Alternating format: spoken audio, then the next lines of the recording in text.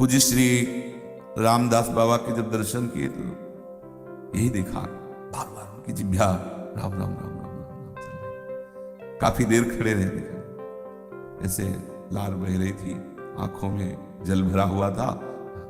पुल की जैसे सर्दी में रोमांच होता है ऐसे ही रोमांच हो रहा। कई संत उनकी सेवा परिचर्या में थे, बस हर समय नाम। यही बड़े बड़े महापुरुष क्या है, इसी नाम में, यही साधन है, यही साध्य है, स्मृति, अपने प्यारे की स्मृति में।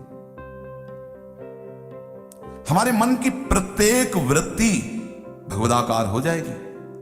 हमारे मन, इंद्रियां, इनकी प्रत्येक चेष्टा केवल भगवतमय हो जाएगी। आप स्मृति बार बार स्मरण कीजिए, प्रभु का स्मरण, प्रभु का निरंतर चिंतन, यही महाप्रेम को प्रकाशित करता है। प्रभु का स्मरण, ध्यान दीजिए, प्रभु का स्मरण, प्रभु का निरंतर चिंतन, यही प्रेम प्रकाशित करता है। निरंतर, बड़े महिमामय काम की बात है।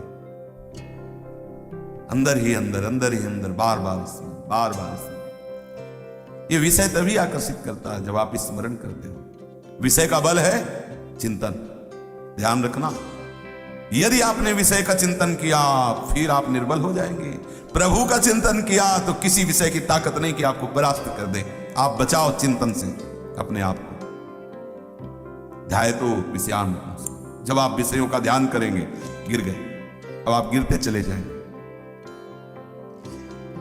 आपका चिंतन भगवत चरणारविंद का, नाम का, लीला का। प्रभु से यही प्रार्थना करो, संत महापुरुषों के चरणों में प्रणति होकर ये याचना करो कि हमें भजन का दान कर दो, हमारी मनोवृत्ति भजन में लग जाए। बार बार हम प्रियालाल की स्मृति में उत्कंठा धारण करें, उत्साह पूर्वक बार बार स्मृति की हमारे अंदर लगन लग जाए। इस विषम संसार पर विजय प्राप्त करना है। कैसे?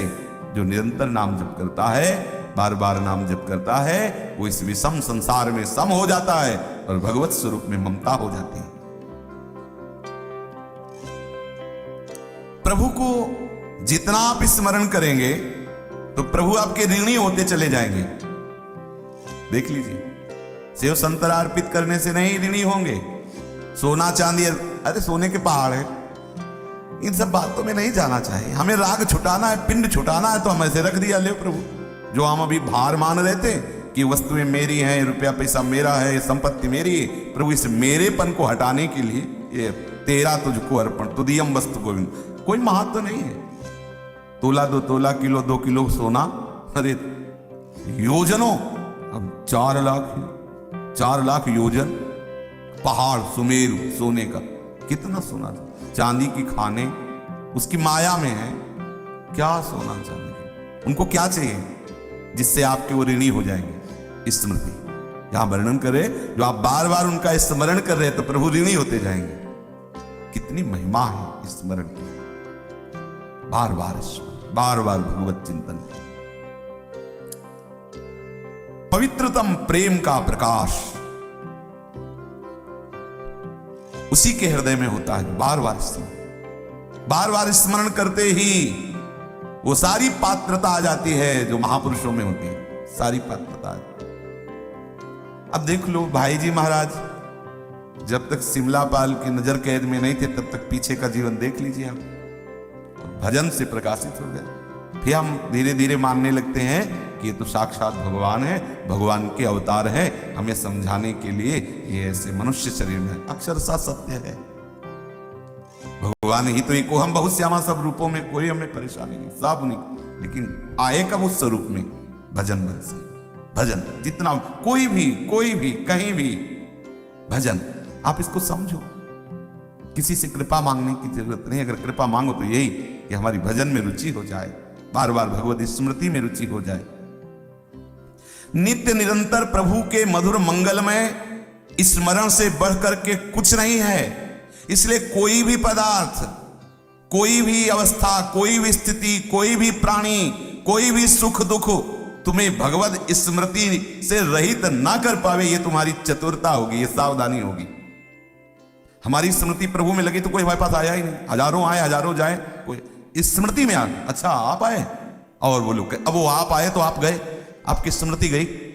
हमें आप में रहते हुए आपसे बात करना, यही तो भगवत पार्षद की कला होती है।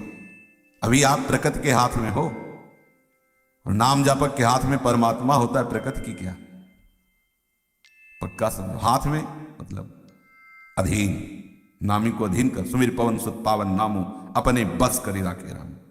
बड़ी महिमा है स्मरण की।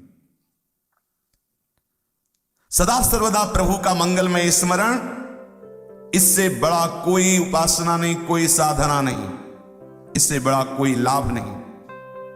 प्रभु श्री कृष्ण की मधुर स्मृति रसमयी प्रेममयी भक्ति का प्रकाश कर देता है।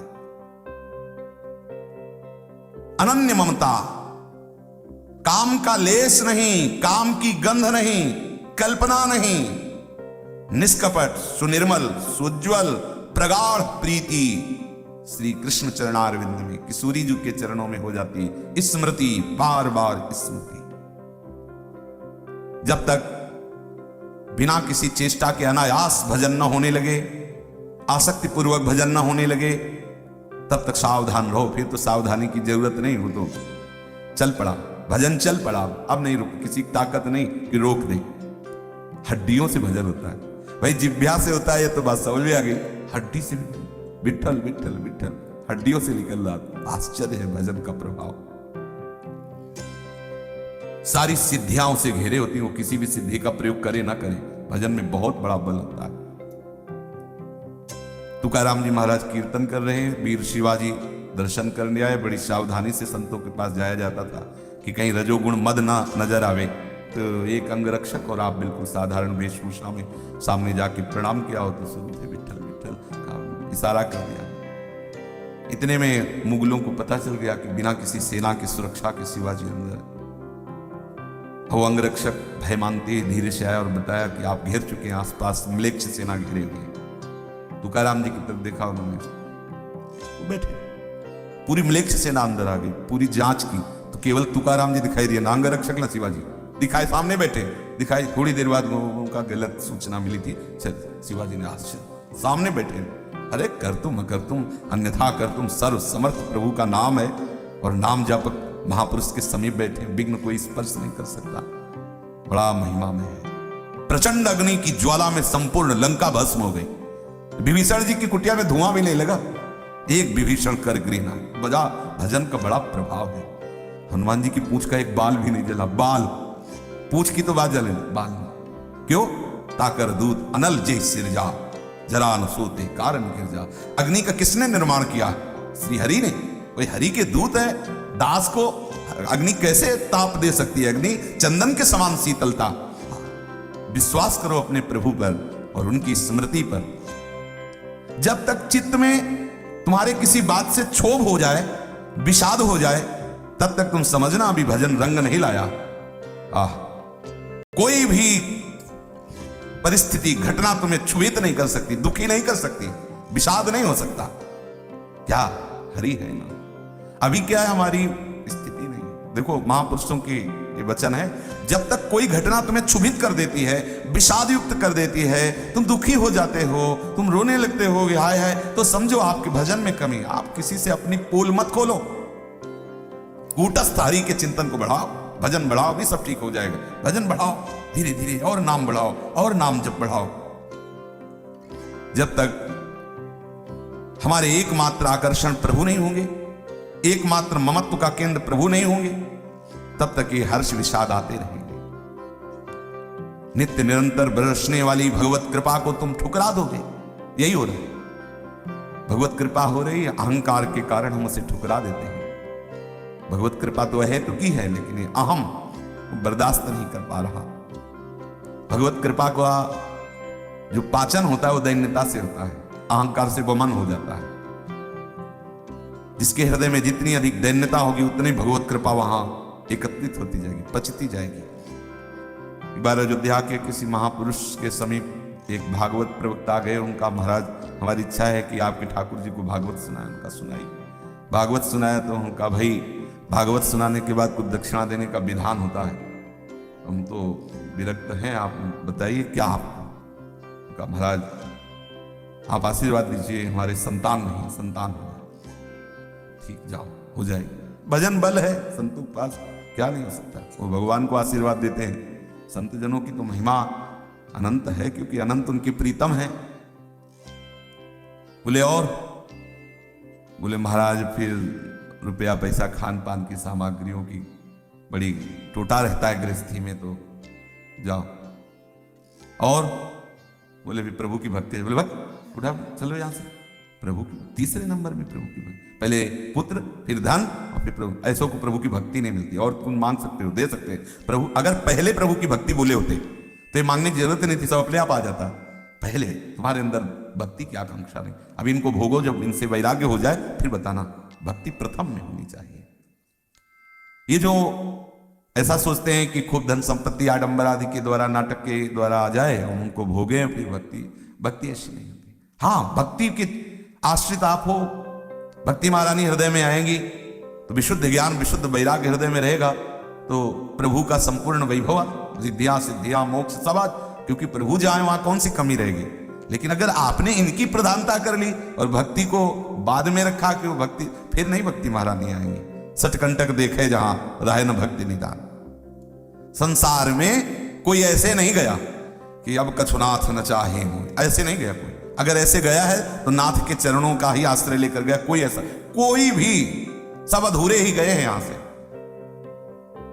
किसी संत ने सुनाया था कि जब रावण का अंतिम समय था, संतों की वाणी होती, किसी इशारे से समझा सकते, तो प्रभु ने लक्ष्मण जी से कहा महाविद्वान है, ब्राह्मण ब्रह्म ऋषि की संतान है, अंतिम समय है, पूछ लो जाके इससे कुछ। तो लक्ष्मण जी गए, सिराने खड़े हो गए, तो इससे देखो कुछ बोला नहीं। आए बोले तो कुछ बोला नहीं। बोले कहाँ खड़े हुए थे? बोले सिराने, ले ऐसा चरणों की तरफ जाओ और ऐसी मुद्रा में, क्योंकि तभी गए ऐसी। तो उन्होंने कहा कि हम आपका अंतिम अनुभव सुनना चाहते हैं। प्रभु ने कहा है। बोले अभी तो हमें मूर्छा आई थी, इसलिए अभी तो युद्ध करेंगे प्रभु से। पहली बात तो ये हमारे हृदय की आकांक्षा। दूसरी बात ये हम बताए जा रहे हैं कि अद्भुत शास्त्रों का ज्ञान महादेव की कृपा से है और बल भी है, समस्त देवताओं को पराजित करने का बल है। पर मैं अपूर्ण रहा, मेरी सारी कामनाएं धरी की धरी रह गई। इसलिए हमने विचार किया कि कोई कितना भी बड़ा बलवान हो, विद्वान हो, लेकिन वो अधूरा ही जाता है जब तक उसे वस्तु का, तत्व का बोध नहीं होता, तब तक। आज मैं अधूरा जा रहा हूं। मैंने सोचा था कि समुद्र जो हमारी खाई है इसे मीठा कर दूंगा, ये नमकीन है ना, मीठा कर दूंगा।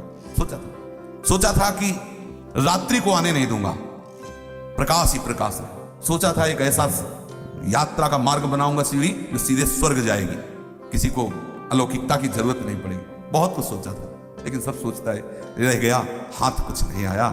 इन कामनाओं ने हमें नष्ट कर दिया, वो वस्तु नहीं। लक्ष्मण जी आके प्रभु महाराज ये याद इन्हें अपना बड़े बड़े संसार की तरफ से यदि तुम तृप्त होना चाहते हो तो अभी ले लो अनुभव। कभी कोई तृप्त नहीं हुआ, क्योंकि है ही नहीं। प्रभु की तरफ से आज ही अभी आप तृप्त हो जाओगे। कोई भी कामना, कोई भी वासना आपका स्पर्श नहीं करेगी। दृढ़ता नहीं धारण करने की, इसलिए थोड़ा लंबा सफर है। यहाँ भी इसी इच्छा बिगड़ी जना मने किया वही सुधरे आज। गोस्वामी जी ऐसे थोड़ी कह रहे, अनुभव की बात करें। न सोचते न कांक्षते, ऐसी स्थिति केवल प्रभु में ही है। संसार की इस प्रवाह को, द्वंद्व में प्रवाह को देखकर चलती चक्की देख के दियो कबीरा रोए। द्वंद्व दो पाटन के बीच में साबित बचाना, तो वही उनके प्रिय संकल्प से प्रकट हुए पुत्र थे कमाल। चलती चक्की देख के दियो कमाल ठठाए, राह सहारे कील के तो बाल न बांका जाए। जो चक्की का कील हो, जो दाना कील के पास पहुंच गया, रात दिन चक्की चले तो भी पिसेगा नहीं वो। इस संसार के द्वंद्वात्मक माया में, प्रपंच में सब पिस रहे, लेकिन वो कील है इस संसार।